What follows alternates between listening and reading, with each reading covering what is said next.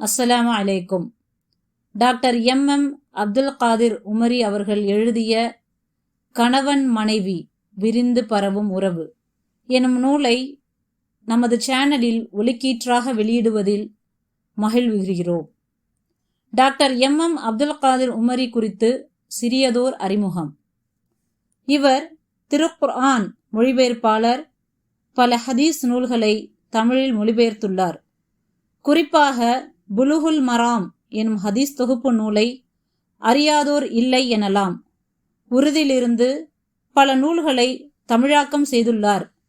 அதில் குறிப்பாக IFT வெளியிட்டுள்ள வாழ்க்கை கலை எனும் நூல் இவரின் மொழிபெயர்ப்பாகும். குழந்தைகளுக்கான மக்தப் மதர்சா பாட நூல்களையும் மொழிபெயர்த்துள்ளார். இவற்றை பெங்களூரில் இயங்கி வரும் தாருத் தர்பியா நிறுவனம் வெளியிட்டு வருகிறது. இவர் ஒரு பன்னூல் ஆசிரியர். உருது மொழியிலும் 2 நூல்கள் எழுதியுள்ளார். இவரும் இவரின் மனைவியும் இணைந்து 13 வரிகள் அடங்கிய அரபுக் குர்ஆனை IPRC நிறுவனத்தின் மூலம் சுமார் 7 ஆண்டுகால உழைப்பில் கம்ப்யூட்டர் கிராபிக்ஸ் லைன் ஆர்ட்டில் மூலம் வடிவமைத்துள்ளனர். அதனை TCT நிறுவனம் வெளியிட்டுள்ளது. இதில் 9, 11, 15 வரிகளிலும் தஜ்வீத் கலர் கோடட் குர்ஆனின் பணிகள் முடிவடைந்து வெளியிடுவதற்கான முயற்சிகள் நடந்து வருகின்றன. வாருங்கள், இப்போது டாக்டர் எம் அப்துல் காதிர் உமரி அவர்களின் கணவன் மனைவி விரிந்து பரவும் உறவு எனும் நூலை ஒலிக்கீற்றாக செவியுற்று மகிழ்வோம். ஒலி கொடுப்பவர் சகோதரி டாக்டர் சையா அவர்கள். நூலின் முன்னுரை.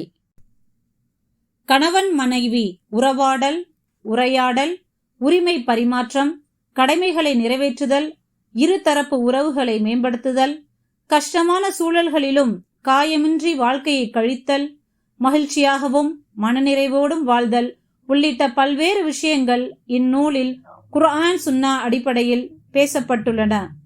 தம்பதியர் இந்நூலின் மூலம் மகிழ்ச்சியான வாழ்க்கையில் அடியெடுத்து வைக்கலாம் என நம்புகிறோம். தகுந்த ஆதாரங்களுடனும் மனோதத்துவ அடிப்படையிலும் எளிய நடையில் இந்நூல் தொகுத்தளிக்கப்பட்டுள்ளது. பல குடும்பங்களின் பிரச்சனைகளுக்கான காரணங்களை அனுபவ ரீதியில் அறிந்து அவற்றை களைந்திடும் வழிமுறைகள் சொல்லப்பட்டுள்ளன.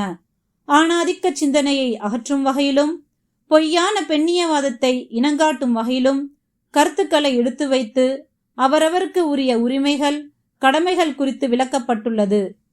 தாம்பத்திய வாழ்க்கையில் புதிதாக தடம்பதிக்கும் தம்பதியருக்கும், வாழ்க்கையே பிரச்சனையாக கொண்டுள்ள தம்பதியருக்கும், கூட்டு குடும்பத்தில் வாழும் தம்பதியருக்கும் அறிவுரை மற்றும் ஆலோசனைகளை உள்ளடக்கியதாக இந்நூல் அமைந்துள்ளது. கணவன் மனைவி உறவில் விரிசல் ஏற்படுவதை தடுப்பதோடு இம்மையிலும் மறுமையிலும் வெற்றியுடன் வாழ்வதற்கு பயனுள்ளதா இந்நூல் அமையும் என நம்புகிறோம். கணவன் மனைவி விரிந்து பரவும் உறவு. வாழத் தெரிந்தவர்கள் சிலர், வாழத் தெரியாதவர்கள் பலர். வாழ்க்கையை தொலைத்தவர்கள் அதை திரும்ப பெற முடியுமா என ஏங்கிக் கொண்டிருக்கிறார்கள். ஒவ்வொரு நாளும் துக்கத்தில் துடித்துக் கொண்டிருக்கிறார்கள். உலகம் ஒரு விசித்திரமான கல்லூரி. இங்கே பாடம் சொல்லிக் கொடுத்து தேர்வு வைப்பதில்லை. தேர்வு வைத்த பிறகே பாடம் கற்பிக்கப்படுகிறது.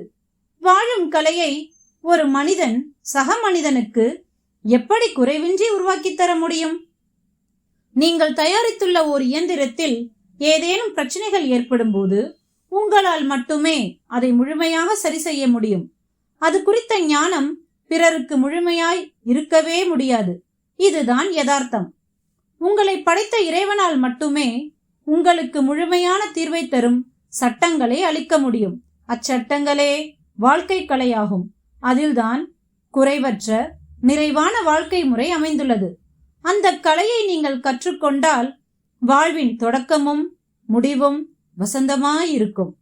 இறைவன் கொடுத்துள்ள வாழும் கலையை நீங்கள் கற்றுக்கொண்டு உங்கள் வாழ்க்கையை ஸ்வர்க்கமாய் ஆக்கிக் கொள்ளுங்கள்.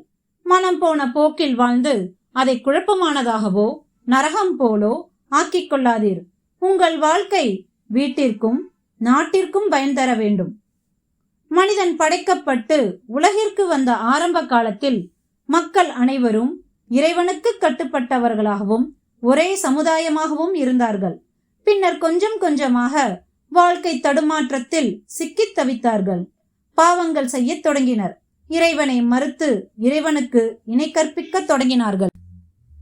இப்படி தாங்கள் செல்லும் திசையை அறியாமல் வாழ்ந்த மக்களுக்கு ஒவ்வொரு காலகட்டத்திலும் அவர்களுக்கான கொள்கையையும் கோட்பாடுகளையும் சட்டங்களையும் வாழும் கலையையும் வேதமாக இறைவன் கொடுத்து வந்தான். அதன்படி வாழ்ந்து வழிகாட்டுவதற்கு மனிதர்களிலிருந்தே தன் தூதர்களையும் அனுப்பி வந்தான். அவர்கள் மனிதர்களுக்கு வாழ்ந்து வழிகாட்டினார்கள். மனிதர்கள் சும்மா இருந்தார்களா என்றால் இல்லை. இறைவனால் கொடுக்கப்பட்ட வேதங்களில் மாற்றத்தை ஏற்படுத்திக் கொண்டே வந்தார்கள். இறைவனால் வழங்கப்பட்ட பல வேதங்களில் மாற்றங்கள் ஏற்படுத்தப்பட்டன. இறைவன் கொடுத்ததற்கு நேர் மாற்றமாக மனித கரங்கள் வேதங்களை மாற்றின.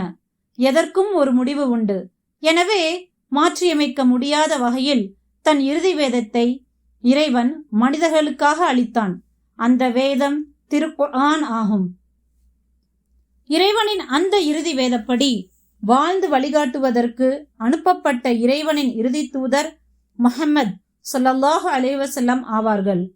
ஒவ்வொரு மனிதனும் இதன்படி தன் வாழ்க்கையை அமைத்து உலக வாழ்க்கையிலும் மரணத்திற்கு பின்னுள்ள மறுமை வாழ்க்கையிலும் வெற்றி பெறுவதையே வாழ்க்கையின் லட்சியமாக கொள்ள வேண்டும். நமக்கு மிகவும் நெருக்கத்தில் உள்ள விஷயங்களைத்தான் நாம் எடுத்துக்கொள்வோம். மிகவும் பிந்திய விஷயங்களை நாம் எடுத்துக்கொள்வதில்லையே. அவ்வாறே வேதங்களில் நமக்கு நெருக்கமாக உள்ள இறுதி வேதத்தையே வாழ்வின் வழிகாட்டியாக நாம் எடுத்துக்கொள்ள வேண்டும்.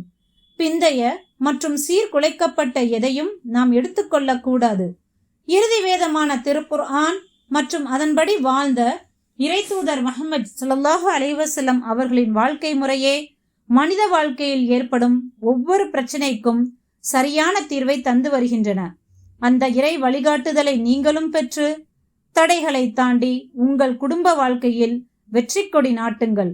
மறுமை வாழ்விலும் வெற்றி பெறுவீர்கள். கணவன் மனைவி. நாம் இருவரும் கணவன் மனைவி. நம்மில் ஒருவர் மற்றவரின் பாதுகாவலர். நாம் இருவரும் இணைந்து இல்லறம் கண்டு பிள்ளைகளை பெற்று மகிழ்ச்சியாகவும் பொறுப்புடனும் வாழ்வோம் என்ற ஒப்பந்தத்தில் கணவன் மனைவி என்ற உறவோடு நீங்கள் இணைந்துள்ளீர்கள். நல்லதொரு துணையை உங்களுக்கு ஏற்படுத்தி கொடுத்த இறைவனுக்கு நன்றி செலுத்துங்கள். நீங்கள் நன்றி செலுத்தினால் உங்களுக்கு நிச்சயமாக நான் அருளை அதிகமாக்குவேன். மாறு செய்தால் நிச்சயமாக என் வேதனை மிக கடுமையானது என உங்கள் இரட்சகன் அறிவித்ததையும் நினைவு கூறுங்கள். உங்கள் வாழ்க்கையில் மகிழ்ச்சி கடல் பொங்க வேண்டும். மகிழ்ச்சியில் உங்கள் மனம் துள்ள வேண்டும். இதற்காக நீங்கள் என்ன செய்துள்ளீர்கள்? என்ன செய்யலாம்? யோசியுங்கள். இதற்கு மிகச் சரியான தீர்வை இஸ்லாம் தருகிறது. உங்கள் கவனத்தை அதன் பக்கம் சற்று திருப்புங்கள். பிரச்சனையின்றி வாழ்வேது. நீங்களும் உங்கள் துணையும் முதலில் ஒன்றை நன்றாக புரிந்து கொள்ளுங்கள். பிரச்சனையின்றி உங்கள் வாழ்க்கை இருக்காது. ஆனால் உங்கள் வாழ்க்கை முழுவதும் பிரச்சனையாகவே இருக்கக்கூடாது. நீங்கள் வாழ்வதற்குத்தான் தயாராகிறீர்களே தவிர வாழ்வதில்லையே. வாழ்க்கையில் எந்த ஒரு பிரச்சனையும் சந்திக்காமலேயே நீங்கள் பயணம் செய்தால் உங்கள் பயணம் தவறான பாதையில் கூட இருக்கலாம். இறைவன் கூறுகிறான், உங்களுக்கு முன் சென்றவர்களுக்கு ஏற்பட்ட சோதனைகள் உங்களுக்கு வராமலேயே சொர்க்கத்தை அடையலாம் என எண்ணுகிறீர்களா? அவர்களை வறுமையும் துன்பங்களும் பீடித்தன.